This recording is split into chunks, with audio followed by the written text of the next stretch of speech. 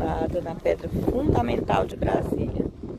Eu vim mostrar para o Ian onde fica localizada a pedra fundamental do Brasil. E foi aqui que tudo começou. Para quem não sabe, aqui foi que começou Brasília, tá? Vim gravar por aqui porque os stories estão ficando tudo de cabeça para baixo. Aqui, ó.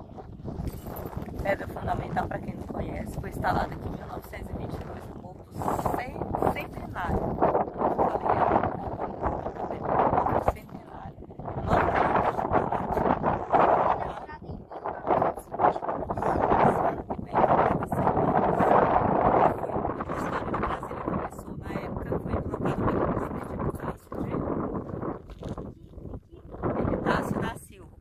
Na época foi ele que instalou essa pedra aqui como sendo a posição melhor para a construção da nossa capital federal.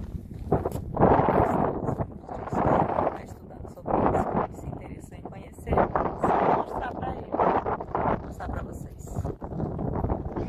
Região montanhosa. Tem uns dizeres aqui, né? Deixa eu diminuir aqui. Sendo presidente da República, doutor Epitácio da Silva Pessoa, em cumprimento do disposto no decreto 4.000 e alguma coisa, de 18 de janeiro de 1922. Foi aqui colocada em 7 de setembro de 1922, ao meio-dia, a pedra fundamental da futura capital federal dos Estados Unidos do Brasil. Então é aqui o meio do Brasil, galera. Sim. Beijo e até a próxima.